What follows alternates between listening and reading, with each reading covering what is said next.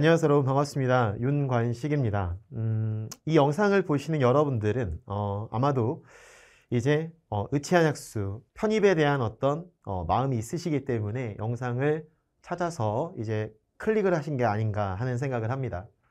자, 제가 이 자리에서 여러분들에게 지금부터 말씀드리고자 하는 것은 일단 아시는 분도 계실 거고 모르는 분도 계시겠지만, 일단은 여러분들에게 유기화학 어떻게 공부를 해야 내가 편입에 성공할 수 있느냐라는 부분에 대해서 간략하게 도움되는 말을 드리고자 하기 위해서 이 자리에 섰어요.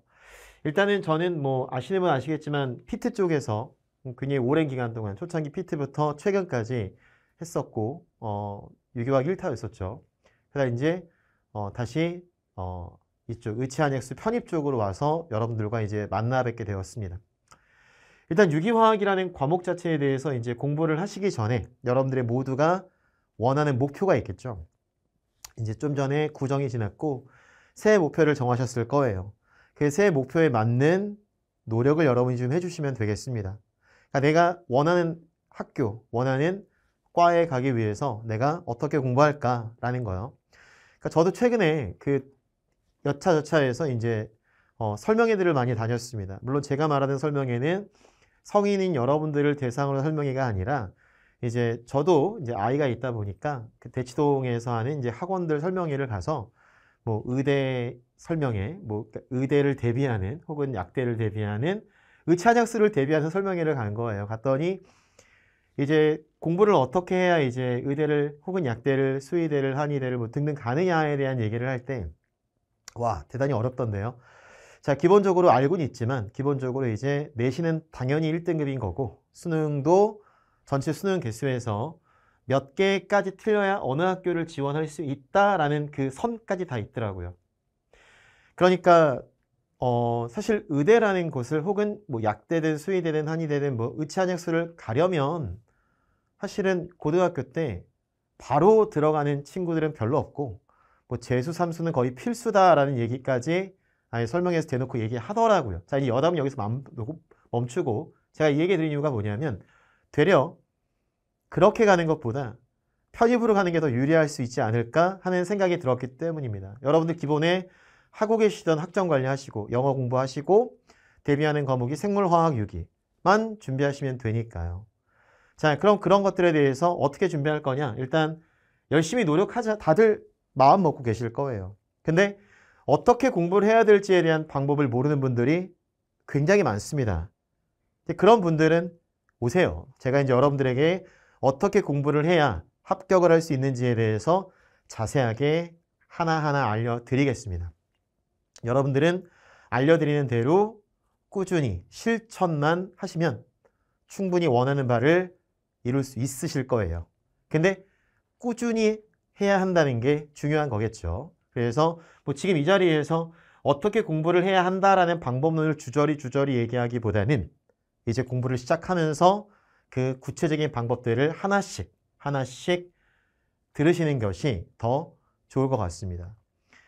자, 그럼 공부 당연한 얘기죠. 이론을 공부하셔야 돼요. 그리고 문제도 푸셔야 되겠죠. 다만 이론을 정확히 하시는 게 중요한 건데 왜 아다르고 어다르다고 선생님들이 수업 시간에 얘기했던 말을 와전해서 잘못 체크해서 적으시는 분들도 있고, 또는 그러면 안 되겠지만 몇몇 분들은 실수해서 잘못 말씀하시는 경우도 있어요. 어찌하다 보니 이론이 정확하지 않고 조금 부정확하게 오류를 갖고 있는 채 습득되는 분들도 은근히 있습니다.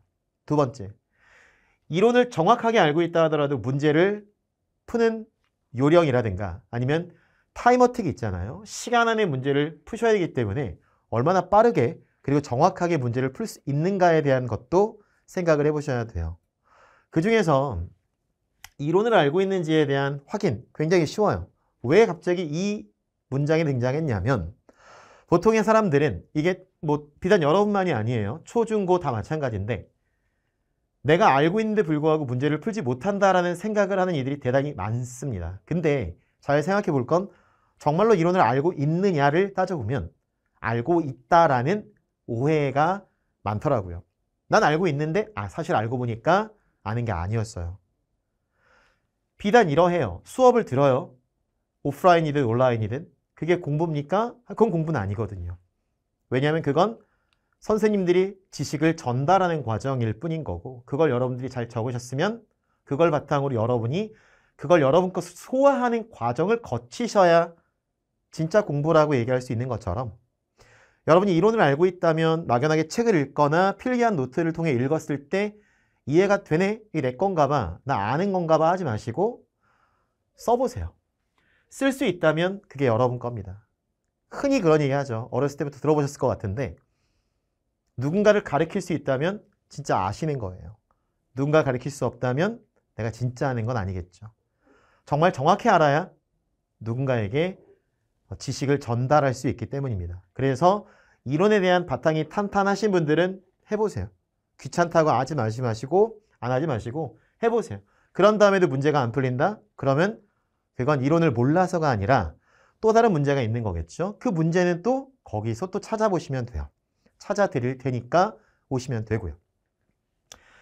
이론을 보통 암기만 해서는 안 된다라고 얘기를 해요. 수업 시간에도 하고, 저도 이제 이 슬라이드를 다양한 설명회에서 많이 띄워보기도 했는데, 당연해요. 기본적으로 가장 단순한 이유 중에 하나가 암기를 하기 위해서라도 이해는 하셔야 됩니다. 이해를 해야 더 잘 외워지니까요. 또한 응용된 문제를 풀기 위해서라면 당연히 이해를 하셔야 돼요. 따라서 단적으로 보죠. 얘는 지금 현재 고리가 몇 개일까요? 언뜻 보기에 지금의 이 물질의 구조에서는 누구나 알 수 있는 그런 구조죠. 고리가 6개다라고 얘기하는 친구들이 은근히 많습니다. 정말 많아요. 근데 얘는 고리가 6개가 아니에요. 좀 더 쉬운 걸로 가볼까요? 고리가 몇 개일까요? 그렇죠. 누구나 알아요. 이걸 물어보면 다들 기분 나빠합니다. 내가 그걸 모를 수가 없잖아. 1개라고 얘기하겠죠. 근데 왜 1개입니까?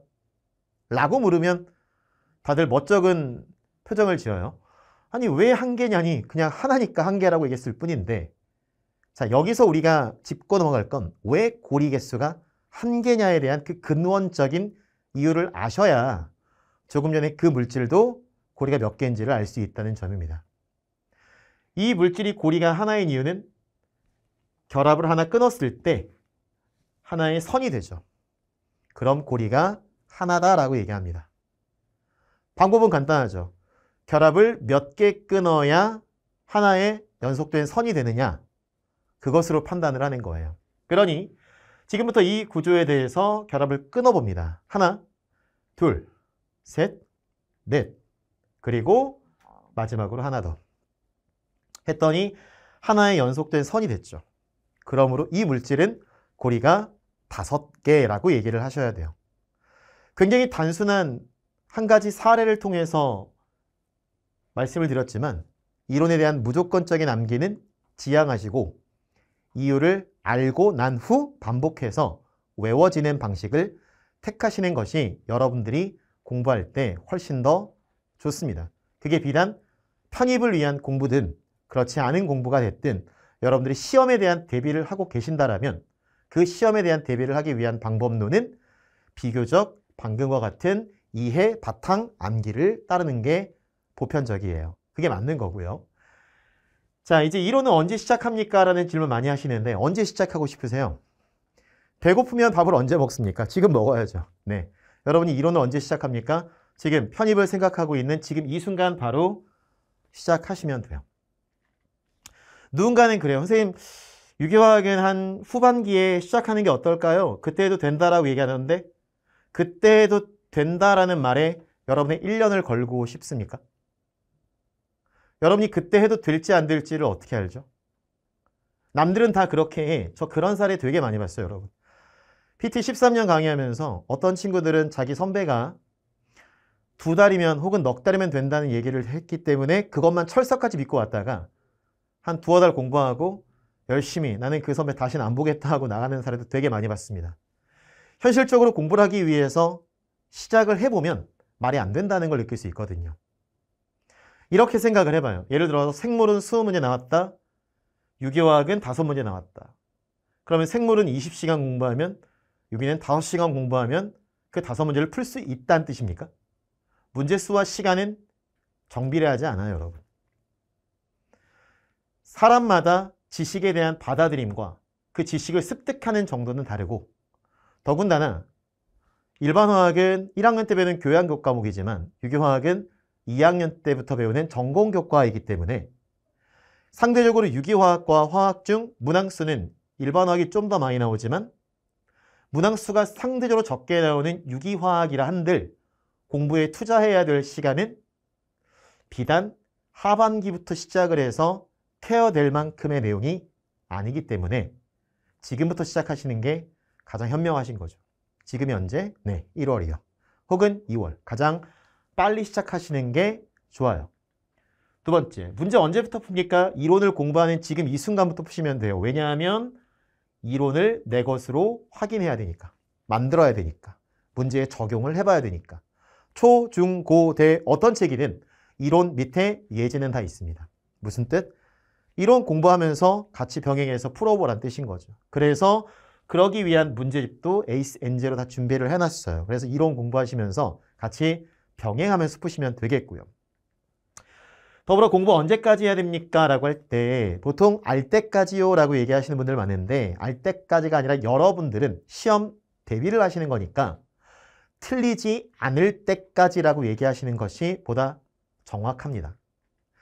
그 얘기는 결국 여러분들이 이미 풀었던 문제, 배웠던 이론들을 다시금 복습 철저하게 하셔야 된다는 거고, 이미 한 번이고 두 번이고 풀었던 문제라 한들 내가 다시 풀었을 때 그걸 틀린다라면 의미가 없는 거니까 틀리지 않을 수 있을 만큼 반복 훈련을 해주셔서 완벽해지시도록 여러분이 노력을 해주셔야 돼요.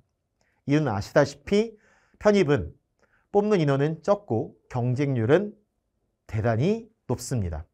따라서 여러분들은 각각의 과목들에 대해서 완벽히 될 수 있도록 준비를 해주셔야 그럴수록 합격률이 올라가기 때문이죠. 자, 그래서 알 때까지가 아니라 틀리지 않을 때까지 공부를 하는 것이 맞고요. 자, 그리고 합격을 하기 위해서 여러분들 가급적 빨리 시작하시길 바라요.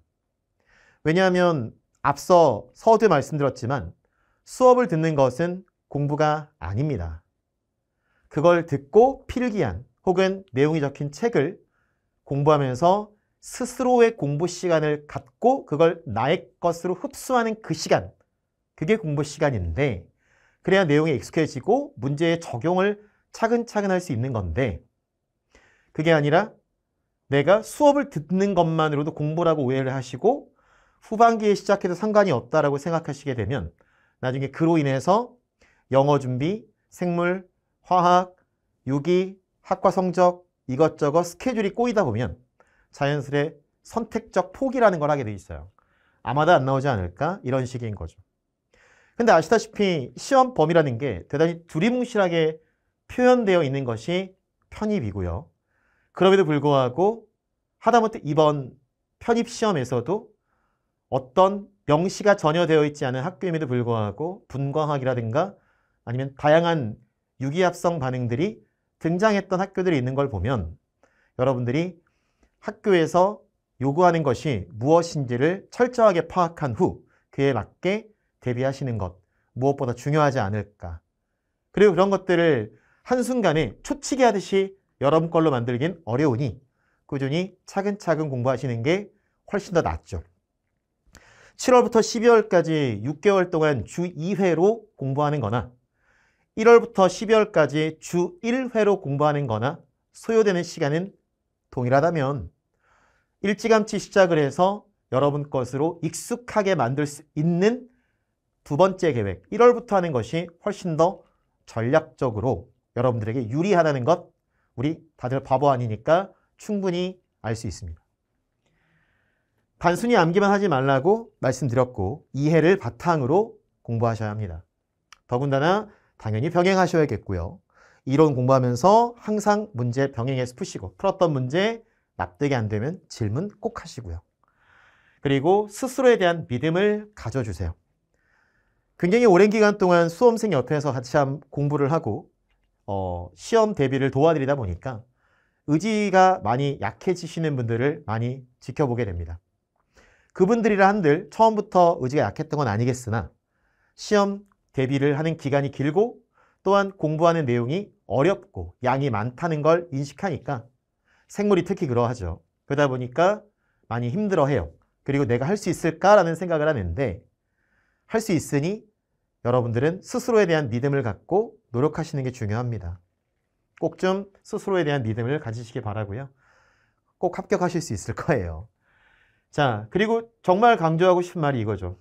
혼자 공부하는 시간이 여러분의 성적을 좌우합니다.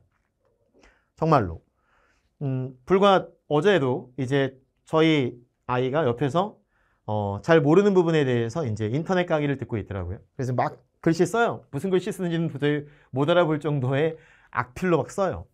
그리고 아빠 나 공부 다 했으니까 이제 게임 좀 할게 라고 하는데 너가 언제 공부했는데? 라고 얘기하니까 화를 내더라고요. 아빠 나 지금까지 강의 들었잖아. 공부했잖아. 그래서 아까도 말씀드렸지만 저희 아들에게 똑같이 얘기했죠. 그건 공부가 아니다. 너가 지금까지 들었던 걸 너희 것으로 소화시키는 과정이 필요하다. 물론 이게 초등학생 아이에게는 가혹한 일이겠으나 그래서 결국 만화를 그리고 게임을 시켜주긴 했지만 실제 공부라는 건 그게 아니죠. 여러분 스스로의 공부. 여러분이 학교에서 학점 관리할 때 평상시 수업 들었던 것만으로 시험 보시진 않잖아요. 시험 직전이든 전주든 도서관 가서 공부하시죠. 그 시간이 진짜 중요합니다. 그러니까 그런 시간에 대한 확보를 위해서라도 지금 바로 당장 시작하시는 게 현명하고요. 지금까지 윤관식이었습니다. 유교학은 제가 여러분들을 책임지고 완성시킬 수 있도록 도와드릴 수 있어요. 그리고 지금까지 수만 명의 학생들을 그렇게 유교학을 완성시켜 드렸고요. 여러분들이 원하시는 그 의치한약수, 여러분들의 합격을 위해서 끝까지 같이 옆에서 도와드리도록 하겠습니다. 여러분들은 의지만 갖고 오시기 바라요. 그러면 옆에서 방법, 그리고 어떻게 해야 되는지에 대한 노하우 등을 다 알려드리도록 하겠습니다. 여러분, 새해 복 많이 받으시고요. 여러분의 원하는 목표 꼭 이루시기 바랍니다. 감사합니다.